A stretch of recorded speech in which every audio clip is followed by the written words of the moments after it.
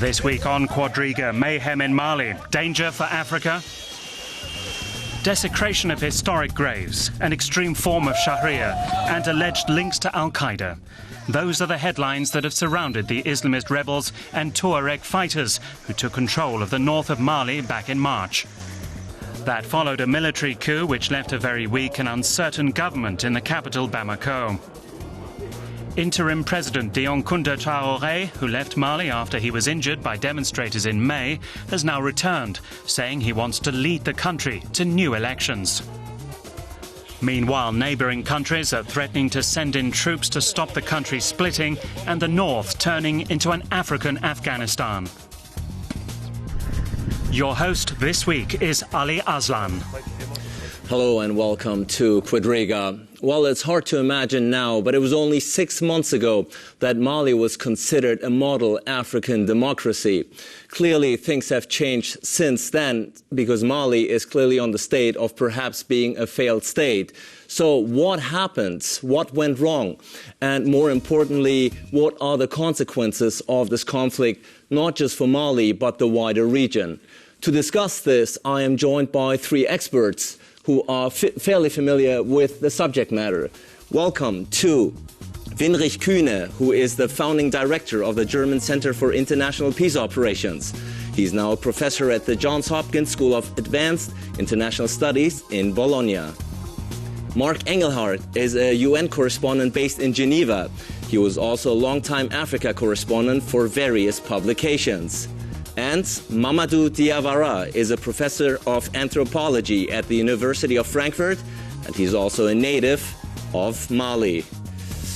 Mamadou Diawara, Mali clearly in a state of crisis. The whole world is more or less focusing on the conflict in Syria, on the Euro crisis, of course. Do you feel that the crisis and the conflict in Mali is getting the international attention that it perhaps deserves?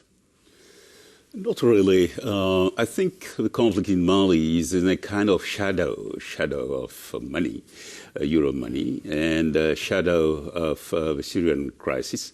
Indeed, it's a wonderful opportunity to talk about it today, but this subject is totally neglected and fairly unknown in the public. It's fairly unknown, says Mamadou Diawara. Winrich Kühne, of course, Mali, as I said, 6 months ago, only 6 months ago, what a difference half a year makes, was considered widely as an African democracy. What went wrong? Well, first, I would be careful with the term model democracy, what it really means in Africa. It never means it's really fully stable. And Mali has not such a long tradition. It has a very difficult past, military coups, decades of kind of socialist dictatorship. So I think I would not term it a modern democracy. But what went wrong, it's difficult to say, but I think we have to discuss it. Of course, the fallout effects of the Libya intervention is one. And all of that, of course, governance is still a big problem in the country, like in many other West African countries. So it's a West African problem. Certainly a West African problem. Marc Engelhardt, the Libya conflict, which has already been mentioned, which resulted obviously in the toppling of Gaddafi. Explain to us, how could a conflict in Libya, if you will, have such severe ramifications in Mali? Well, first of all, there were lots of foreign fighters really in Libya, and they went south, and their weapons went south. Then there was organized crime, and it seems that the Islamists, which are now controlling the north of Mali, actually are benefiting from drug trafficking, from weapon trafficking, from people trafficking. That's basically how they make their money. So this is only possible now because Libya has, because the Libya crisis has happened. And then also you have to see that Gaddafi had a huge influence on all of West Africa, all of Africa actually, but especially on the Sahel states. And now that Gaddafi is gone, many things are not as clear as they used to be. Lots of money has vanished, which usually they had to spend. And yeah, I think it just has destabilized the whole region. So a lot of fighters who were supporting Gaddafi militarily came back, heavily armed, came back. And now what you have, Mamadou Diawara, is sort of a double conflict in Mali, isn't it? In the south, you have a military coup. It's not clear really who's running the country, who's running the capital of Bamako. In the north, clearly you have the jihadists who are in itself split. For a Westerner, if you will, for a Western analyst, would you say it's rather difficult to see through this conflict, so many layers? I think there are many layers. This is absolutely true, definitely right. The situation in Mali is a kind of collateral damage of the Libyan situation. It's very clear. As the Westerners bombarded Libya, you have the whole southern army of Gaddafi with more than 1,000 men who left southern Libya and went to Mali through Algeria with weapons, heavy weapons. It's not Kalashnikovs, but heavy weaponry. And very comfortably, they went from Libya through Algeria, came to Mali and to Niger. People who were looking at cars driven by Gaddafi were very good at looking at armies moving toward the south, but nobody did it. So the military intelligence of the United States or France of Great Britain didn't do it. So these people came very comfortably in eastern Mali and in Niger. It was very easy for them to do what they want to do in Mali, in Niger, and in other countries. This is the situation. Facing this, the Malian government couldn't do anything. And we have to take in account, indeed, the internal situation in Mali at that time, which was fairly disastrously run by the former president, who has been ousted by militaries. This was not a mystery at all, because we had a fairly rotten situation, politically rotten situation in Mali at that time. So, sorry, you mentioned Algeria, and I think it is also important to see that the Libyan fighters were just the last ones to appear on the scene. There's already Algerian fighters from the Al-Qaeda in the Islamic Maghreb, which were basically also fleeing south and have been based in the north of Mali for a long time, and the Malian government didn't do anything about it. So this is one other force to reckon with. And then there is lots of reports now that Polisario fighters are actually now involved in the fighting in Gao, for instance. And the Polisario, that's also like the conflict in West Sahara, has been neglected by African governments and also by world governments for a long time. And it seems that now the Polisario is just ready to find new allies and to fight in Mali now and then probably go west and see that they get their own Western Sahara state. So, Winrich Kühne? Maybe two comments on what Mamadou said. First, it's not quite correct. The outflow of the Tuareg, which they mostly were, the units coming from Libya, was monitored. It was in the press all the time. People knew. But what can one do? Neither Algeria nor Nigeria asked for help, nor Mali, and it would have been difficult at that time to fight them. So I think what one has to see is an interaction, what you mentioned, between this Libya effect and the weakness of the Mali government and army. The army is a disaster, obviously, and that has military and political sides, and that will be one of our problems. So I think one has to see these interactions. And in general, I would agree, you said there are many levels. I think we still have to understand there's not only two conflicts. There are many local conflicts. There are different dynamics of conflict. There are all the international involvement, as you said, Polisario. I think extremely complicated. And I would advise before we run into action, like military action from ECOWAS, we really should understand these dynamics better on what are the ways out. So, I mean, some hope is with the returned president, Mr. Tuareg, that he might be, I don't know, you will know better, a strong leader who can put something together. We have to see. So, Mamadou Diawara, de jure, of course not, but de facto the nation is, for now anyway, split into two halves. The south of Mali, obviously, and the north. The south, as we said, it's not rather clear who runs the government right now. Is it the military? Is it the interim president, Traoré? Or is it military leader, Sanogo? In the north, you have the Tuareg rebels who have seized most of the north, certainly three very crucial cities, including Timbuktu.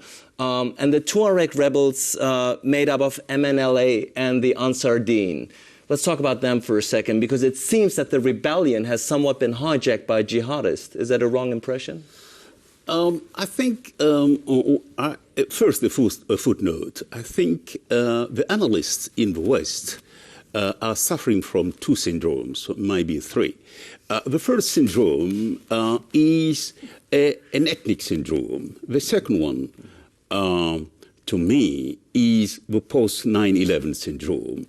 And so let's talk about these two syndromes first.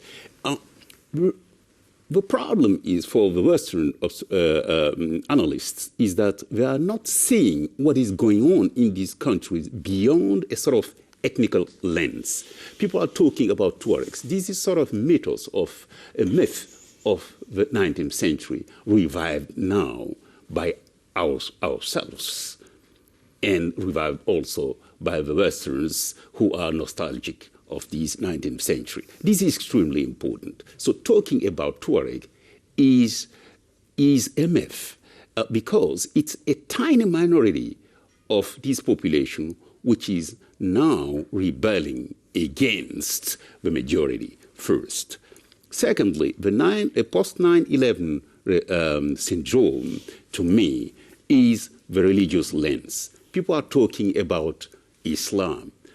Don't forget that we are in Mali, and Mali is accounted with Islam as a religion since the 8th century, 9th century. So it's not a Fremdkörper. It's not an alien practice in these countries. This is extremely important. Therefore, these two syndromes perempt Western analysts of seeing the political agency in these countries. Political agency is highly neglected while analyzing this situation. Therefore, talking about North and South is absolutely true. Now the country is cut off in two parties. One part, 2/3 of the superficie is in the North, and the rest, 1/3, is in the South.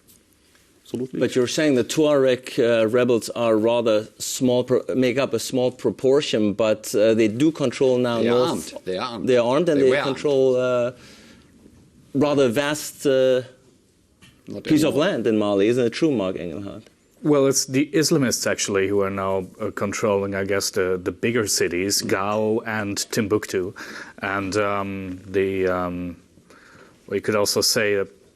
As you mentioned, it is hard to talk about the Tuareg, but the Ansar Dine, which we have in the east, in the outer east of Mali, is also an Islamist, has Islamist roots in a way.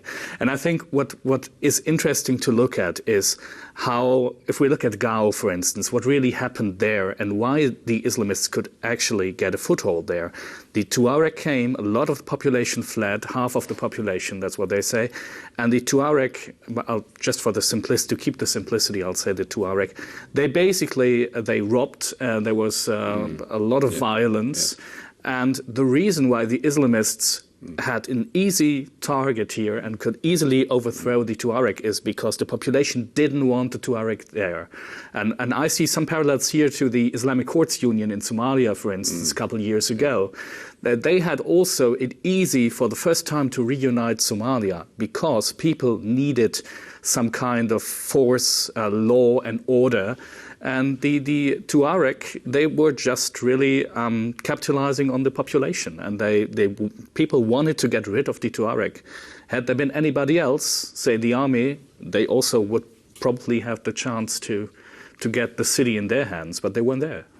And since we've been talking about Mali and the various cities, let's have a quick look to illustrate better of what we're talking about. Let's have a quick look at the map of Mali, at the map of Mali, which is currently showing the demarcation line, if you will, and you see it there with Timbuktu in the north, in the hands of the Tuareg. You see the darker shades belong to the area which is currently controlled by the Tuareg rebels. They've seized the north, as I said, and they want an independent state called the Azawats. I think you could say that in the process of changing and in the process of a flux, because I understand that the huge Tuareg rebel group now has offered the Malian government actually to fight together, and they've officially declared, at least for the time being, to no longer go for a separation, but rather, you know, like there's been kind of a compromise because they want to somehow, you know, topple the Islamists. Yeah, but I would be quite careful with the public statements of that MNLA, which have been very volatile, so I think they are not very reliable. Now, I would first agree it's important to make this distinction. I'm not sure whether this Western analyst have these syndromes you described, but I think you're right. One has to distinguish clearly between Islam and the Islamist ideology, which has a political function, which is quite different. Same in Somalia with Al-Shabaab. And although one should not be carried away by ethnic terms like Tuareg. They are one element, but I think they're probably not the dominant one because the situation is more fluent. So I think that's exactly what we still have to understand. How are these different? I really liked the Islamic courts in Somalia I doubt it in 2006 because they are more like Al-Shabaab now in Somalia. A lot of the Islamic courts in early time in Somalia were quite different from Al-Shabaab today. They were really kind of a rule of law force, an organized force on the good tradition of Islamic law, whereas what Al-Shabaab does, what they have now done right in Timbuktu with the execution of the young couple stoning, is really more. Even Islamic lawyers, I have been on conference in Cairo, this really condemn this completely. It has nothing to do with Islam. It has more to do with terror. It is terror. And as you said, Mr. Diawara, you said the overwhelming majority of the public in Mali is Muslim.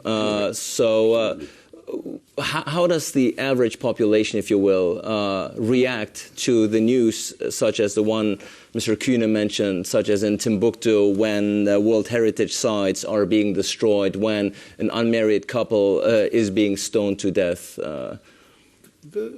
The average population doesn't understand this situation. The average population is absolutely against it. I know I have lots of friends, Tuaregs and others coming from the north, who are absolutely against these ways of doing. Therefore, again, I'll insist on that. It's not because people do not want it, Tuaregs, and they throw them away. No, because the one who is chairing now, we have the MNLA, which is dominated by some Tuaregs rebels. Mr. El-Najim, who is a colonel of Mr. Gaddafi, is the major figure of it. And you have a second group, this Ansar Din. Ansar Din is Mr. Iyad Al-Khali. He's also Tuareg. Yes. I'm sorry. It's very important. And the third group is, beside this, is Mujao. The Mujao is an extremely violent extremist group in this part of Mali. So MNLA, Ansar Din, and the Mujao, and the fourth group, all are more or less also with Tuaregs. It's not an ethnic issue. It's much more complicated. Yes. Therefore, I would like to insist on this ethnic syndrome, which is a 19th century syndrome in the West, and is still there. Therefore, these people, these Sonrai, these Tuareg, these Arabs, these Sonrai, these Pearl, and so on and so forth, these ethnic groups are far beyond comprehending what is going on. They are against it. They are suffering about it. And one of the major group who is living there, called the Bella, who were and are partly still servants of noble Tuaregs, are still there. Nobody is mentioning them. They are partly the majority in this population. Why ignoring them? So I think it's a very interesting and very complex mix. We got to understand, we got to study, not from Joburg, not from Nairobi, not from Abidjan, but on the spot. and comprehend it and try to tackle the problem and not just rushing and bombing. So clearly a plea for distinction here. Marc Engelhardt, it seems rather clear that the government in the south, in the capital of Bamako, is unable to if you will, put down the rebellion in the north. So the African Union has already called for a military intervention. What do you make of this? Do you think that's a prudent move? Well, first of all, I think the African Union has called for military interventions often, and they were rarely successful. Maybe Somalia these days, you could say it's been, partly successful at least, but generally speaking, what the AU is calling for doesn't have much impact really on the ground. It's different with ECOWAS, and I guess the West African states do have interests really. Senegal is very afraid of this rebellion. So are the other Sahel states, and you have to see that the reason why the Malian army is not able to put down the rebellion is because they haven't been able to control the north for a long time, and they haven't been interested in controlling the north in the first place. They were controlling facilities like uranium mines, other mines they have. That's true for all the Sahel. But basically, they're not really controlling the territory, guarding the people. There has been banditry for a long time in the north.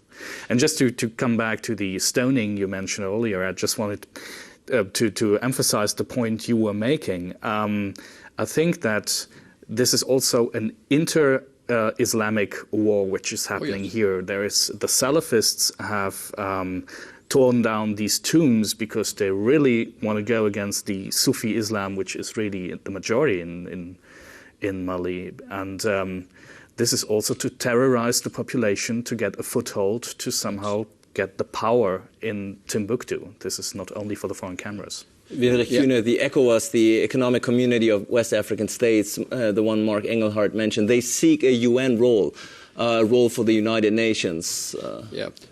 Maybe one comment before on the Islamic question. I think we even should be careful to be too nice to them, to see them as an Islamic religion. This is a high element of crime there. A high element of crime. So you don't quite know, do they use this for crime? You have mentioned that, weapons trading, human trading, all kinds of things. So I think we have a very complicated mix there. Yes, ECOWAS has already, in principle, decided, with support of the African Union, that they are ready, and they obviously just trying to organize a force of 3,000 to Bamako. But that is quite problematic, I think. They're probably supported to some extent by the Americans and the French. But whether this force will really go is quite another story. For the time being, the focus of ECOWAS is on the political solution. They want a political solution in Bamako. They want a government of national unity or something like that. And they said only then they might send a force to help, and these forces in the end also might move to the north. Now, the problem with ECOWAS is that it's very good in making these statements. It's certainly not good in organizing such a force. That might be quite a disaster. So there I hope we will not see it too soon. We will rather spend more time on understanding the situation. I think that's extremely important. And I think if there's one thing the UN doesn't need right now, it's just another conflict that has to deal with military. By the way, the Security Council, the ECOWAS has officially asked for support from the UN Security Council, but the UN Security Council is hesitant, because they are a little bit nervous what that means. So there is not yet a green light from the Security Council. And even the West African neighbors are quite, uneasy, because there's talk that there's heavy weaponry waiting for the Malian army in the ports of Conakry, and basically it is not being let out of port because the West African governments are not sure if they really want these weapons to reach Mali, unless you have really a democratic and stable government. And since you've mentioned the neighbors, of course, there's a very imminent and real threat of contagion, that the conflict in Mali will spread to neighboring regions. Niger, which has a fairly large Tuareg population, is fairly concerned. Nigeria, of course. It has a similar conflict, Nigeria, with Boko Haram. It's really bad. Nigeria is as bad as Mali in some parts. It's really, Nigerians are extremely worried about the situation. So we have already a regional development, not just development. Yeah, and it's one of the worrisome aspects, actually, that Boko Haram seems to be involved in northern Mali as well, and they really see that as a kind of training ground. So yes. So the issue with Nigeria, with Niger, and with Mauritania, with Algeria, with Mali, and with Chad, is that these whole Sahelian countries are, and you have, of course, Sudan and partly Ethiopia, is that the whole Sahel is concerned by this destabilization. Yes. This is obvious. But I would be very careful in rushing in comparisons like Afghanistan. I think it's very catchy, it's very sexy in our vocabulary. But I have, again, we have to understand what is going on. So I think we have to do with money. We have to do with drugs. We have to do with weapons. And we have to do with war. And we have to do with locust. It's a fantastic mix. It's really a toxic mix. This is true. But we have to do with Islam also. As I mentioned, Islam is well known here. And do you know that, I'm sure you know, that Tuareg country is one where women are not veiled, but men. And you know also that Islam, again and again, since 8th century, is present in part of this country. This does mean for me that we shouldn't rush to compare this country with and Afghanistan. We have to be very careful. Having said this, we have also to know that this contagion is highly there because we have this weaponry, not only in Mali, we have it in Niger. And we know that every kind of fighters are trying to get advantage of this vacuum. And this vacuum is a very serious one. And it's serious for Africa, for Sahel, it's absolutely sure. But Europe is not far away. And we have really tons and tons of syntax and explosive, you know, here. And we have tons of it in the Sahel. Be careful. Europe must be careful. I mean, the West. The West must be careful. Winrich Kühne, another conflict, of course, in Africa, which was in the headlines for a long time, was the one in Sudan, which ultimately resulted in July last year in the partition of Sudan. Do you foresee more or less the same scenario happening in Mali? That at the end of the day, we're going to end up with two states? No, not very probable. I think we are already beyond the situation that there will be a partition of the country. I think this is not very probable. You never know what happens in the long run, but it's not probable. That's very different. It's a completely different situation from Southern Sudan. But I agree we should not make simple comparisons with Afghanistan. My worry is that some, like the American, we have Africa Command, and others do. They are reacting with a counterinsurgency strategy, supporting certain armies in the region, which I might bring about in Afghanistan.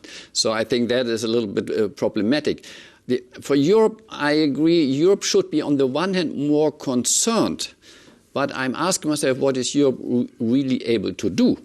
I'm seeing the situation, and what you have to do are two different things. I mean, we have the Euro crisis, we have not a really functioning European foreign policy, we do not have.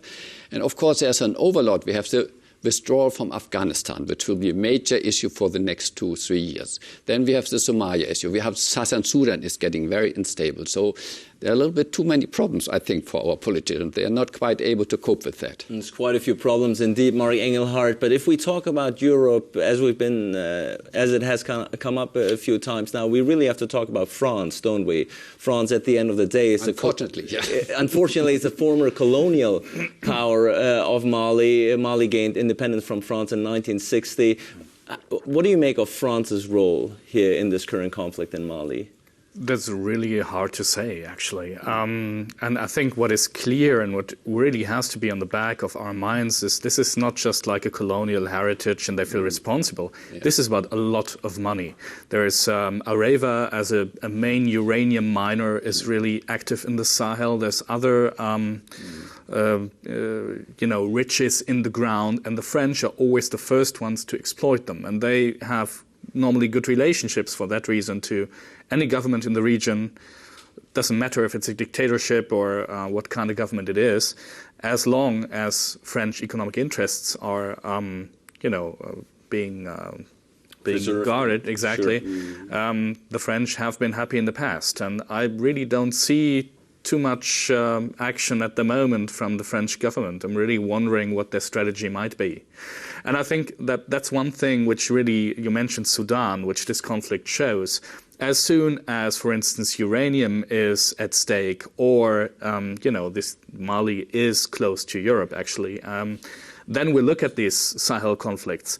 We haven't looked at the conflict in the Central African Republic. The east of it has been the home for a proxy army of the North Sudanese for a long time. But it was only Africans in Uganda and in southern Sudan who suffered from this. And the LRA has for a long time now been able to hide in that very region. So the structure is there, the knowledge is there. And now these are groups which are out of a sudden really pose a threat to Europe as well. And now Europe is waking up, and it might be just a bit too late to go for easy and fast fixes now. You were a correspondent in Africa for many years. How do you explain the apathy, if you will, or lack of interest in some instances on the part of the so-called Western world when it comes to affairs in Africa? Well, for one part, I think it has to do really with the fact that it's many countries. It's not just Africa. And it's hard to understand. We just mentioned all the layers in one country, in Mali. And that's one reason. The other reason is that Africa it is also a lot about money. And this is just about getting resources. And this is just the wrong way of looking at Africa. But that's how it's been done a long time and how the Chinese are doing it now. And, I don't really see. I mean, why is Europe not as much interested? As you already indicated, you have to ask which Europe. France, Southern European states react completely different from Germany, Northern Europe. Germany has a comparatively low interest in Africa, whether it's right or wrong. So that's one of the problems. We don't have one European view on Africa. It's very diverse. That is one of the big problems. The other thing I want, and of course, as I mentioned, I have been a political consultant a long time. You know that high politics can only manage 2 or 3 topics, not more. So, and we have more of them. So, and then you won't get Mrs. Merkel to really worry about Africa. If we tell her this story, she would say, yeah, I understand, but sorry, I have other problems. So that's how she will react. So it's quite human, the reaction. Now, I'm not quite sure. I think Europe should be more concerned. But what is really the threat to Europe? That is not so clear. We are a little bit quick to realize threat. I think there's no direct threat. There's a refugee problem, which we know, which touches very much Italy and other countries. And our main problem is then organized crime. We should not forget that the Latin Americans now bring the drugs through the Sahel zone via West Africa. That is becoming a destabilizing factor for the entire region. I'm often in Ghana. They are very worried. There are new banks in Ghana. I'm asking them, you're doing very well. I said, no, it has nothing to do with us. It's nothing to do with us. So the region is very worried about. And there we are, of course, 40% of the European drug comes, we are there. And European drug consumption is still rising. So we are creating a problem there because we are bringing that in. So I don't quite know what is the threat for Europe, but I think we should be more concerned and to find out what precisely is and what can we do. I agree with you, probably it's not too much we can do. It's probably not too much. And you have mentioned the refugees, of course. As in most of these instances, whenever rebels fight the government or the military, it's the people who are suffering, the average people on the street, if you will, who are suffering. And of course, it's no different in this case, no different in the case of Mali. Let's have a look. These refugees are the victims of a double misfortune. As Tuareg warriors took control of northern Mali, these people, mainly Tuareg themselves, were driven from the areas where they were living.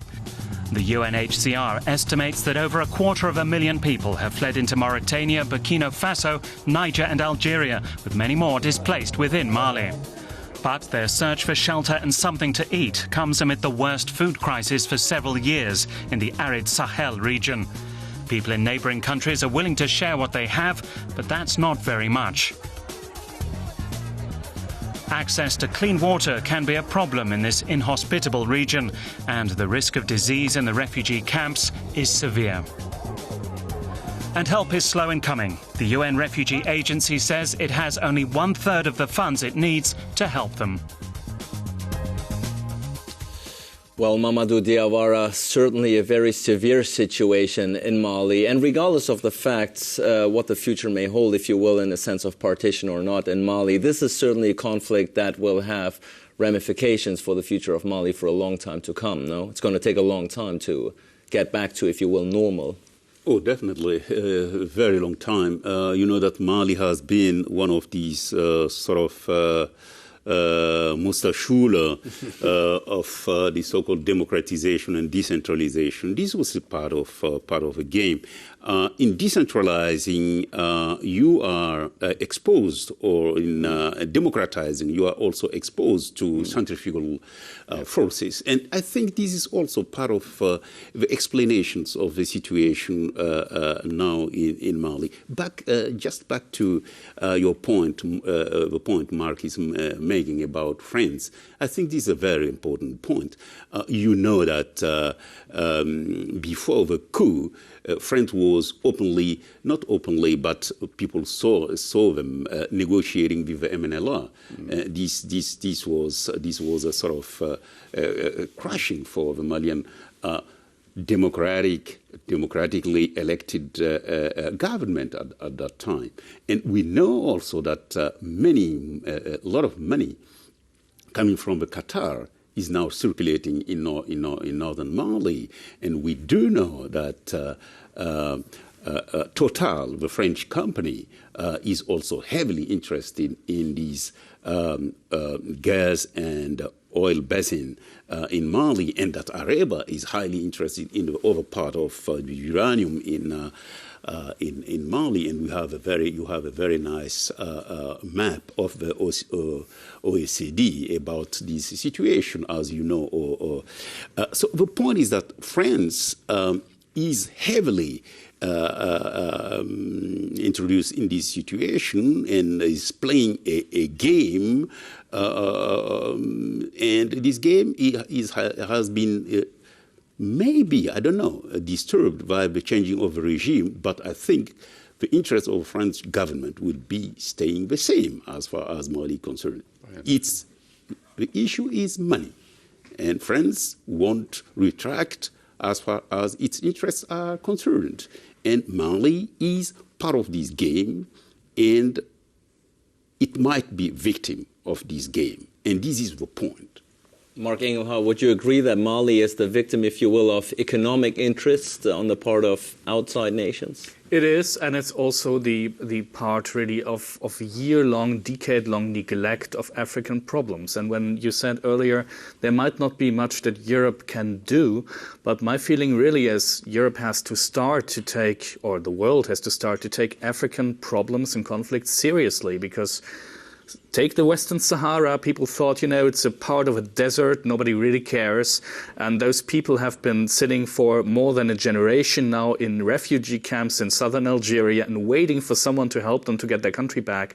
And now the Polisario is ready to get active elsewhere. And we see the ramifications of this. People haven't cared. And now we got another problem. So if we don't care now, we'll probably have a problem, say, in Northern Africa or at one time also in Europe. So we have to take these problems seriously and do something. Winrich Kühne, is the conflict in Mali then just another extension of the historic and traditional exploitation of Africa on the part of Western states? No, that's clearly too simplistic. It's part of it, and what has been described, but it's also an African issue. And I disagree a little bit. I think Europe should be concerned, but I have been 30 years in European consultant Africa policy, and I'm not so optimistic about that. So I am much more optimistic, despite all the problems, about that Africans take ownership If it's not misunderstood, leaving them alone. That is the difference. But African ownership is decisive, and in the end, we will not solve the Mali conflict. We will not solve the conflict in Sudan. We may support local and regional forces to do it, and that is a real task. And that's not so easy, because these regional and local forces also do not quite know what to do. There is I think you have mentioned a very deep problem of African democratization in general. There is a dilemma between centralistic authoritarian rule, which we do not like for different reasons, but which keep country together, and democratization, which frees a lot of forces which create conflict. We were a little bit too optimistic with democracy. It does not mean one should not do that, but like in Europe, it will take 100 years. Mamadou Diawara, do you think that the conflict in Mali will eventually and essentially have to be solved by the people of Mali, or would you like to see an international role there? Definitely. Malians are responsible, and they are the ones who will solve this problem directly or indirectly. Indeed, they cannot, and I insist, they cannot do it alone, because it's not only their problems, it's not only theirs. Yes. You guys, if you slip here, you'll be in trouble.